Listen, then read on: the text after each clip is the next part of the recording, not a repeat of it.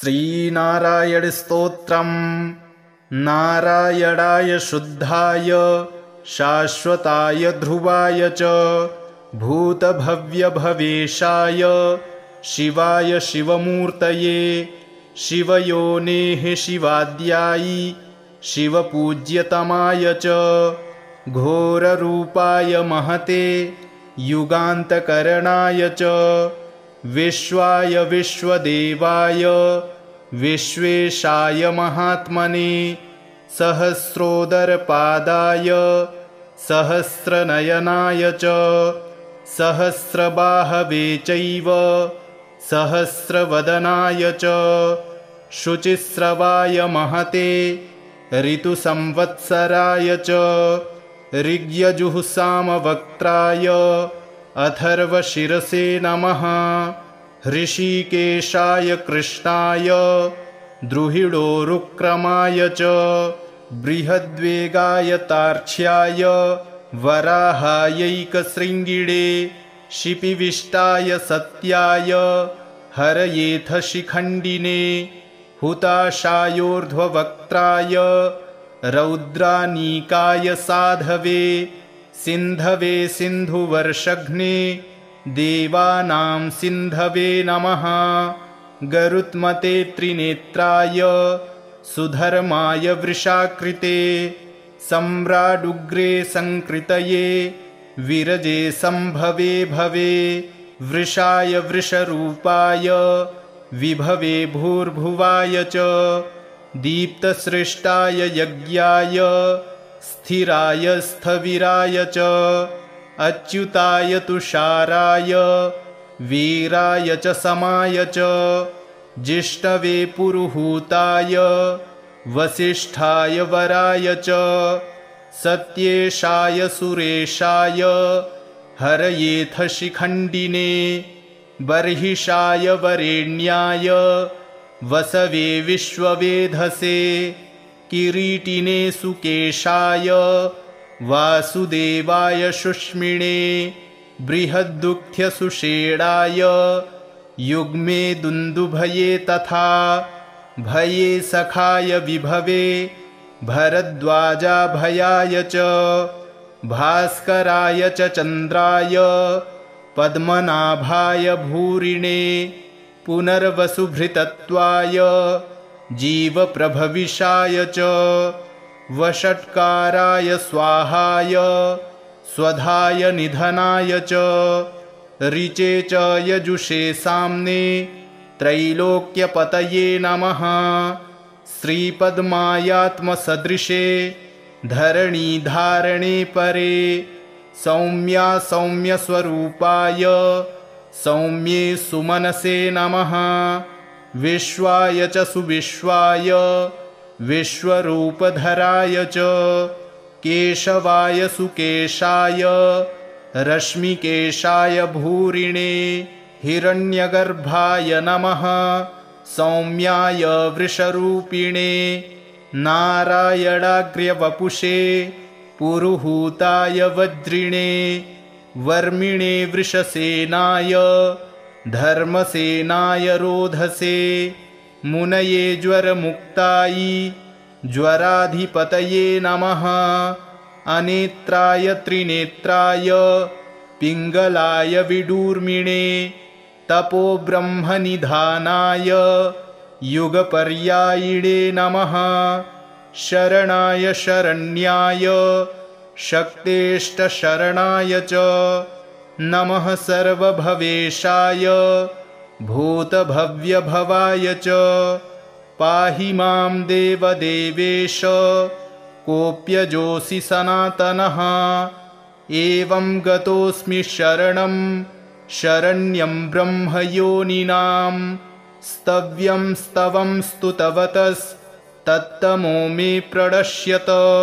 नारायणाय शुद्धाय शाश्वताय ध्रुवाय च भूतभव्यभवेशाय शिवाय शिवमूर्तये शिवयोनेः शिवाद्यायी शिवपूज्यतमाय च घोररूपाय महते युगान्तकरणाय च विश्वाय विश्वदेवाय विश्वेशाय महात्मने सहस्रोदरपादाय सहस्रनयनाय च सहस्रबाहवे चैव सहस्रवदनाय च शुचिस्रवाय महते ऋतुसंवत्सराय च ऋग्यजुःसामवक्त्राय अथर्वशिरसे नमः। हृषीकेशाय कृष्णाय द्रुहिडोरुक्रमाय च बृहद्वेगाय तार्क्ष्याय वराहायैकशृङ्गिणे शिपिविष्टाय सत्याय हरयेथ शिखण्डिने हुताशायोर्ध्ववक्त्राय रौद्रानीकाय साधवे सिन्धवे सिन्धुवर्षघ्ने देवानां सिन्धवे नमः। गरुत्मते त्रिनेत्राय सुधर्माय वृषाकृते सम्राडुग्रे संकृतये विरजे संभवे भवे वृषाय वृषरूपाय विभवे भूर्भुवाय च दीप्तसृष्टाय यज्ञाय स्थिराय स्थविराय च अच्युताय तुषाराय वीराय च समाय च जिष्णवे पुरुहूताय वसिष्ठाय वराय च सत्येशाय सुरेशाय हरयेथ शिखण्डिने बर्हिषाय वरेण्याय वसवे विश्ववेधसे किरीटिने सुकेशाय वासुदेवाय शुष्मिणे बृहद्दुःख्यसुषेणाय युग्मे दुन्दुभये तथा भये सखाय विभवे भरद्वाजाभयाय च भास्कराय च चन्द्राय पद्मनाभाय भूरिणे पुनर्वसुभृतत्वाय जीवप्रभविषाय च वषट्काराय स्वाहाय स्वधाय निधनाय च ऋचे च यजुषे साम्ने त्रैलोक्यपतये नमः। श्रीपद्मायात्मसदृशे धरणीधारणे परे सौम्या सौम्यस्वरूपाय सौम्ये सुमनसे नमः। विश्वाय च सुविश्वाय विश्वरूपधराय च केशवाय सुकेशाय रश्मिकेशाय भूरिणे हिरण्यगर्भाय नमः। सौम्याय वृषरूपिणे नारायणाग्र्यवपुषे पुरुहूताय वज्रिणे वर्मिणे वृषसेनाय धर्मसेनाय रोधसे मुनये ज्वरमुक्तायै ज्वराधिपतये नमः। अनेत्राय त्रिनेत्राय पिङ्गलाय विडूर्मिणे तपोब्रह्मनिधानाय युगपर्यायिणे नमः। शरणाय शरण्याय शक्तेष्टशरणाय च नमः। सर्वभवेशाय भूतभव्यभवाय च पाहि मां देवदेवेश कोऽप्यजोऽसि सनातनः। एवं गतोऽस्मि शरणं शरण्यं ब्रह्मयोनिनां स्तव्यं स्तवं स्तुतवतस्तत्तमो मे प्रणश्यत। नारायणाय शुद्धाय शाश्वताय ध्रुवाय च भूतभव्यभवेशाय शिवाय शिवमूर्तये शिवयोनेः शिवाद्यायी शिवपूज्यतमाय च घोररूपाय महते युगान्तकरणाय च विश्वाय विश्वदेवाय विश्वेशाय महात्मने सहस्रोदरपादाय सहस्रनयनाय च सहस्रबाहवे चैव सहस्रवदनाय च शुचिस्रवाय महते ऋतुसंवत्सराय च ऋग्यजुःसामवक्त्राय अथर्वशिरसे नमः। हृषीकेशाय कृष्णाय द्रुहिडोरुक्रमाय च बृहद्वेगाय तार्क्ष्याय वराहायैकशृङ्गिणे शिपिविष्टाय सत्याय हरयेथ शिखण्डिने हुताशायोर्ध्ववक्त्राय रौद्रानीकाय साधवे सिन्धवे सिन्धुवर्षघ्ने देवानां सिन्धवे नमः।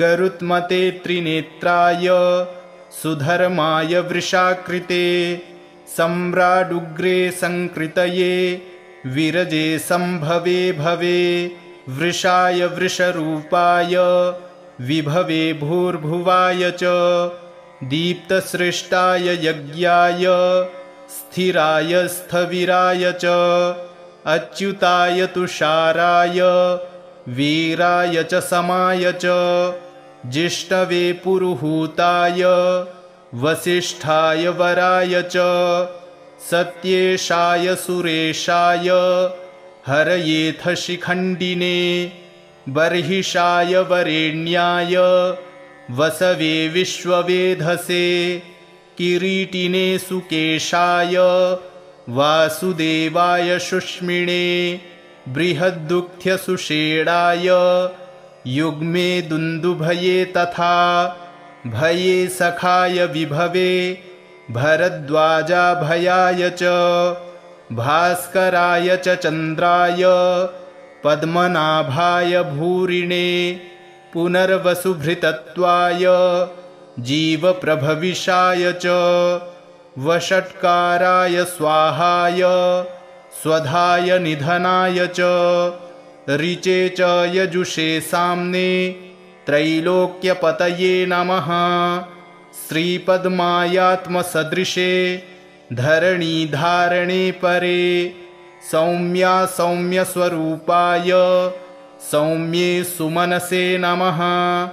विश्वाय च सुविश्वाय विश्वरूपधराय च केशवाय सुकेशाय रश्मिकेशाय भूरिणे हिरण्यगर्भाय नमः।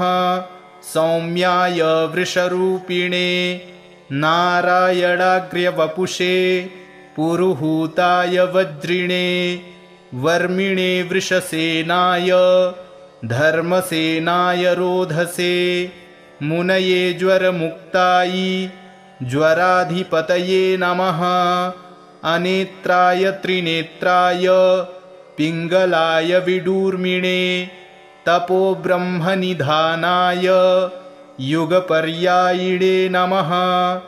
शरणाय शरण्याय शक्तेष्टशरणाय च नमः। सर्वभवेशाय भूतभव्यभवाय च पाहि मां देवदेवेश कोऽप्यजोऽसि सनातनः। एवं गतोऽस्मि शरणं शरण्यं ब्रह्मयोनिनां स्तव्यं स्तवं स्तुतवतस्तत्तमो मे प्रणश्यत। नारायणाय शुद्धाय शाश्वताय ध्रुवाय च भूतभव्यभवेशाय शिवाय शिवमूर्तये शिवयोनेः शिवाद्यायि शिवपूज्यतमाय च घोररूपाय महते युगान्तकरणाय च विश्वाय विश्वदेवाय विश्वेशाय महात्मने सहस्रोदरपादाय सहस्रनयनाय च सहस्रबाहवे चैव सहस्रवदनाय च शुचिस्रवाय महते ऋतुसंवत्सराय च ऋग्यजुःसामवक्त्राय अथर्वशिरसे नमः। हृषीकेशाय कृष्णाय द्रुहिडोरुक्रमाय च बृहद्वेगाय तार्क्ष्याय वराहायैकशृङ्गिणे शिपिविष्टाय सत्याय हरयेथ शिखण्डिने हुताशायोर्ध्ववक्त्राय रौद्रानीकाय साधवे सिन्धवे सिन्धुवर्षघ्ने देवानां सिन्धवे नमः। गरुत्मते त्रिनेत्राय सुधर्माय वृषाकृते सम्राडुग्रे संकृतये विरजे संभवे भवे। वृषाय वृषरूपाय विभवे भूर्भुवाय च दीप्तसृष्टाय यज्ञाय स्थिराय स्थविराय च अच्युताय तुषाराय वीराय च समाय च जिष्णवे पुरुहूताय वसिष्ठाय वराय च सत्येशाय सुरेशाय हरयेथ शिखण्डिने बर्हिषाय वरेण्याय वसवे विश्ववेधसे किरीटिने सुकेशाय वासुदेवाय शुष्मिणे बृहद्दुःख्यसुषेणाय युग्मे दुन्दुभये तथा भये सखाय विभवे भरद्वाजाभयाय च भास्कराय च चन्द्राय पद्मनाभाय भूरिणे पुनर्वसुभृतत्वाय जीवप्रभविषाय च वषट्काराय स्वाहाय स्वधाय निधनाय च ऋचे च यजुषे साम्ने त्रैलोक्यपतये नमः। श्रीपद्मायात्मसदृशे धरणीधारणे परे सौम्या सौम्यस्वरूपाय सौम्ये सुमनसे नमः। विश्वाय च सुविश्वाय विश्वरूपधराय च केशवाय सुकेशाय रश्मिकेशाय भूरिणे हिरण्यगर्भाय नमः।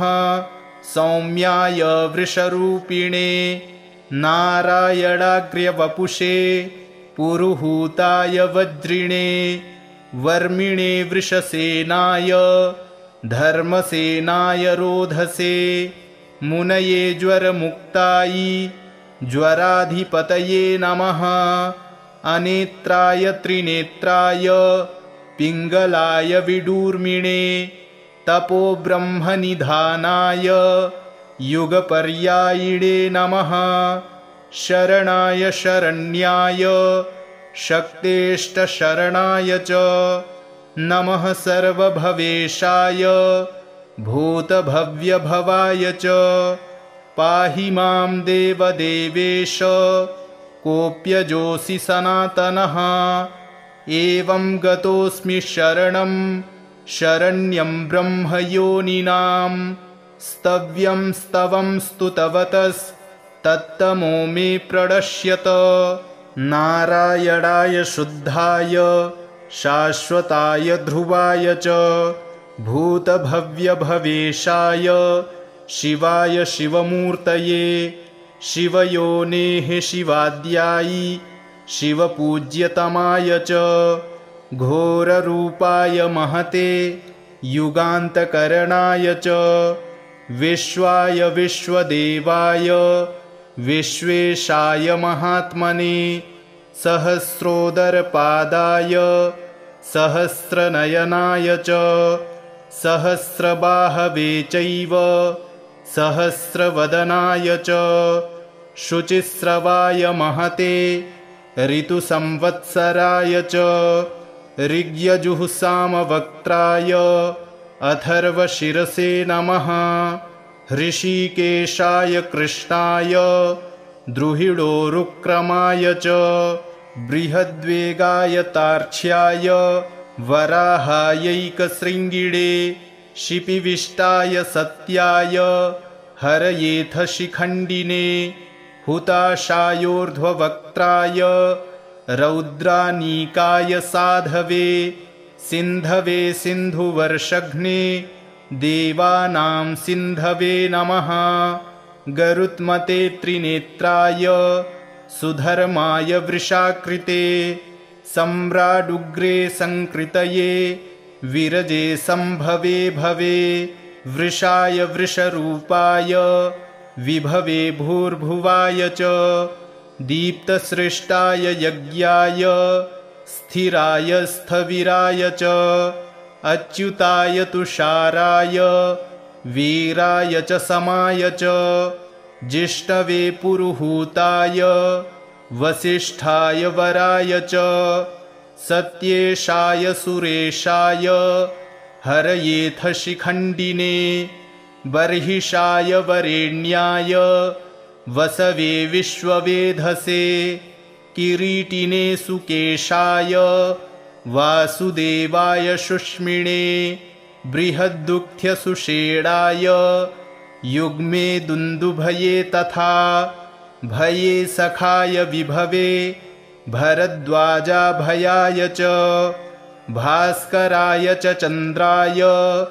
पद्मनाभाय भूरिणे पुनर्वसुभृतत्वाय जीवप्रभविषाय च वषट्काराय स्वाहाय स्वधाय निधनाय च ऋचे च यजुषे साम्ने त्रैलोक्यपतये नमः श्रीपद्मायात्मसदृशे धरणीधारणे परे सौम्या सौम्यस्वरूपाय सौम्ये सुमनसे नमः विश्वाय च सुविश्वाय विश्वरूपधराय च केशवाय सुकेशाय रश्मिकेशाय भूरिणे हिरण्यगर्भाय नमः सौम्याय वृषरूपिणे नारायणाग्र्यवपुषे पुरुहूताय वज्रिणे वर्मिणे वृषसेनाय धर्मसेनाय रोधसे मुनये ज्वरमुक्ताय ज्वराधिपतये नमः अनेत्राय त्रिनेत्राय पिङ्गलाय विडूर्मिणे तपोब्रह्मनिधानाय युगपर्यायिणे नमः शरणाय शरण्याय शक्तेष्टशरणाय च नमः सर्वभवेशाय भूतभव्यभवाय च पाहि मां देवदेवेश कोऽप्यजोऽसि सनातनः एवं गतोऽस्मि शरणं शरण्यं ब्रह्मयोनिनां स्तव्यं स्तवं स्तुतवतस्तत्तमो मे प्रणश्यत नारायणाय शुद्धाय शाश्वताय ध्रुवाय च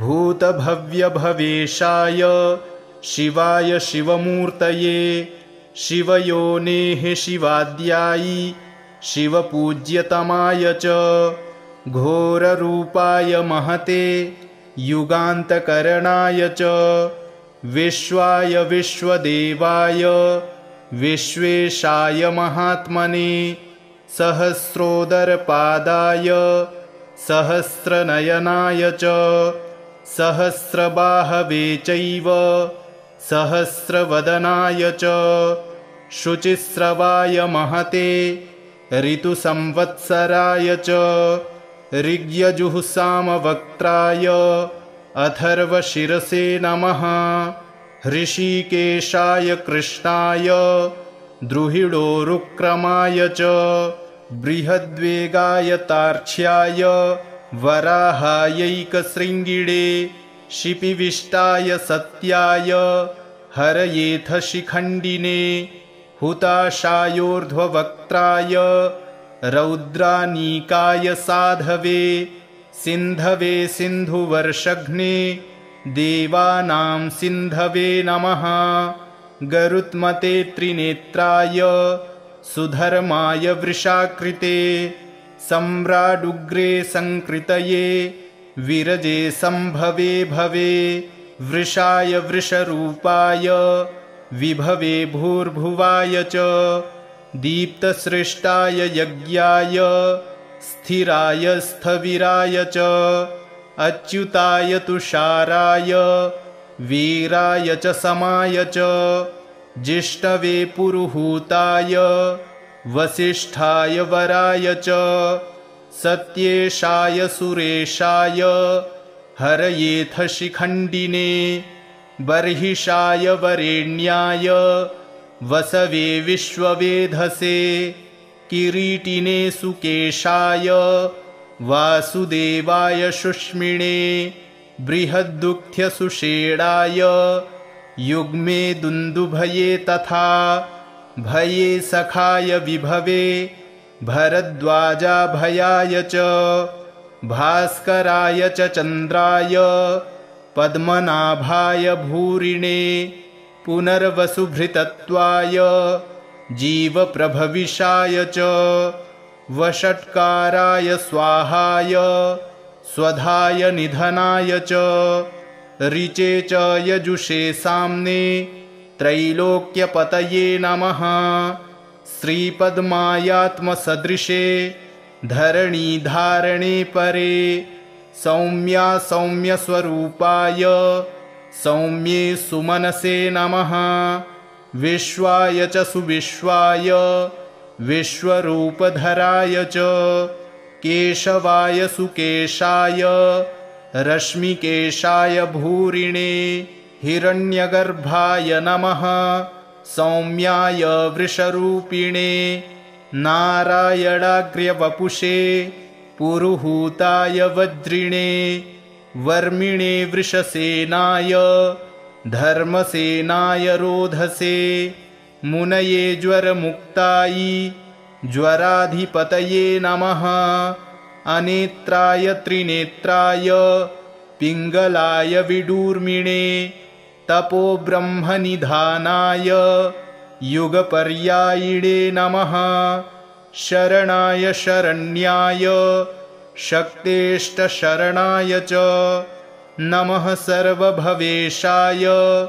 भूतभव्यभवाय च पाहि मां देवदेवेश कोऽप्यजोऽसि सनातनः एवं गतोऽस्मि शरणं शरण्यं ब्रह्मयोनिनां स्तव्यं स्तवं स्तुतवतस्तत्तमो मे प्रणश्यत नारायणाय शुद्धाय शाश्वताय ध्रुवाय च भूतभव्यभवेशाय शिवाय शिवमूर्तये शिवयोनेः शिवाद्यायि शिवपूज्यतमाय च घोररूपाय महते युगान्तकरणाय च विश्वाय विश्वदेवाय विश्वेशाय महात्मने सहस्रोदरपादाय सहस्रनयनाय च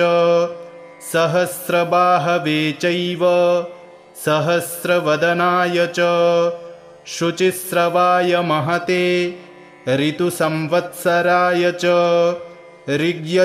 ऋग्यजुःसामवक्त्राय अथर्वशिरसे नमः हृषीकेशाय कृष्णाय द्रुहिडोरुक्रमाय च बृहद्वेगाय तार्क्ष्याय वराहायैकशृङ्गिणे शिपिविष्टाय सत्याय हरयेथ शिखण्डिने हुताशायोर्ध्ववक्त्राय रौद्रानीकाय साधवे सिन्धवे सिन्धुवर्षघ्ने देवानां सिन्धवे नमः गरुत्मते त्रिनेत्राय सुधर्माय वृषाकृते सम्राडुग्रे संकृतये विरजे संभवे भवे वृषाय वृषरूपाय विभवे भूर्भुवाय च दीप्तसृष्टाय यज्ञाय स्थिराय स्थविराय च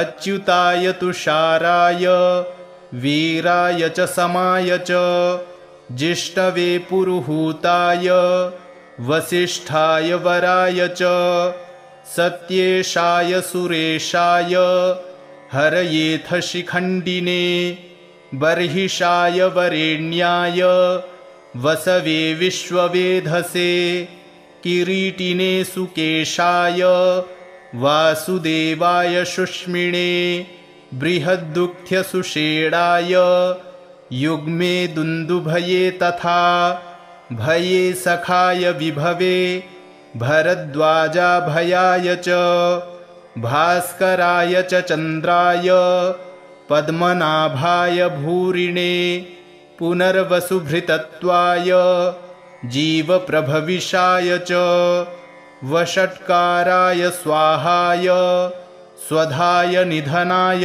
च ऋचे च यजुषे साम्ने त्रैलोक्यपतये नमः। श्रीपद्मायात्मसदृशे धरणीधारणे परे सौम्या सौम्यस्वरूपाय सौम्ये सुमनसे नमः। विश्वाय च सुविश्वाय विश्वरूपधराय च केशवाय सुकेशाय रश्मिकेशाय भूरिणे हिरण्यगर्भाय नमः। सौम्याय वृषरूपिणे नारायणाग्र्यवपुषे पुरुहूताय वज्रिणे वर्मिणे वृषसेनाय धर्मसेनाय रोधसे मुनये ज्वरमुक्तायै ज्वराधिपतये नमः। अनेत्राय त्रिनेत्राय पिङ्गलाय विडूर्मिणे तपोब्रह्मनिधानाय युगपर्यायिणे नमः। शरणाय शरण्याय शक्तेष्टशरणाय च नमः। सर्वभवेशाय भूतभव्यभवाय च पाहि मां देवदेवेश कोऽप्यजोऽसि सनातनः। एवं गतोऽस्मि शरणं शरण्यं ब्रह्मयोनिनां स्तव्यं स्तवं स्तुतवतस्तत्तमो मे प्रणश्यत। नारायणाय शुद्धाय शाश्वताय ध्रुवाय च भूतभव्यभवेशाय शिवाय शिवमूर्तये शिवयोनेः शिवाद्यायि शिवपूज्यतमाय च घोररूपाय महते युगान्तकरणाय च विश्वाय विश्वदेवाय विश्वेशाय महात्मने सहस्रोदरपादाय सहस्रनयनाय च सहस्रबाहवे चैव सहस्रवदनाय च शुचिस्रवाय महते ऋतुसंवत्सराय च ऋग्यजुःसामवक्त्राय अथर्वशिरसे नमः। हृषीकेशाय कृष्णाय द्रुहिडोरुक्रमाय च बृहद्वेगाय तार्क्ष्याय वराहायैकशृङ्गिणे शिपिविष्टाय सत्याय हरयेथ शिखण्डिने हुताशायोर्ध्ववक्त्राय रौद्रानीकाय साधवे सिन्धवे सिन्धुवर्षघ्ने देवानां सिन्धवे नमः। गरुत्मते त्रिनेत्राय सुधर्माय वृषाकृते सम्राडुग्रे संकृतये विरजे संभवे भवे वृषाय वृषरूपाय विभवे भूर्भुवाय च दीप्तसृष्टाय यज्ञाय स्थिराय स्थविराय च अच्युताय तुषाराय वीराय च समाय च जिष्णवे पुरुहूताय वसिष्ठाय वराय च सत्येशाय सुरेशाय हरयेथ शिखण्डिने बर्हिषाय वरेण्याय वसवे विश्ववेधसे किरीटिने सुकेशाय वासुदेवाय शुष्मिणे बृहद्दुःख्यसुषेणाय युग्मे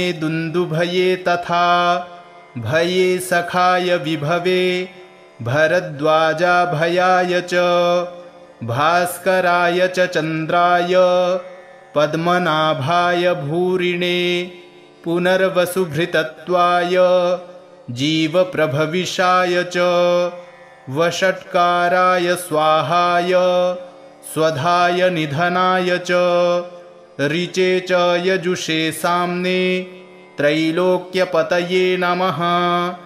श्रीपद्मायात्मसदृशे धरणीधारणे परे सौम्या सौम्यस्वरूपाय सौम्ये सुमनसे नमः।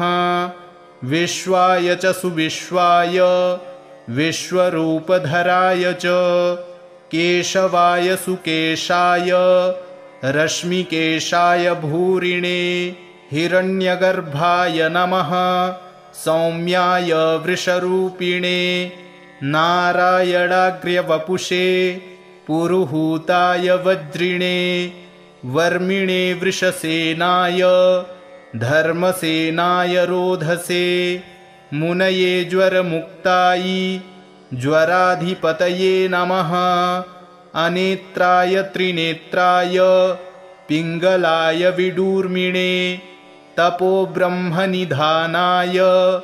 युगपर्यायिणे नमः शरणाय शरण्याय शक्तेष्टशरणाय च नमः सर्वभवेशाय भूतभव्यभवाय च पाहि मां देवदेवेश कोऽप्यजोऽसि सनातनः एवं गतोऽस्मि शरणं शरण्यं ब्रह्मयोनिनां स्तव्यं स्तवं स्तुतवतस्तत्तमो मे प्रणश्यत इति श्रीमन्महाभारते अनुशासनपर्वणि नारायणस्तोत्रं सम्पूर्णम्।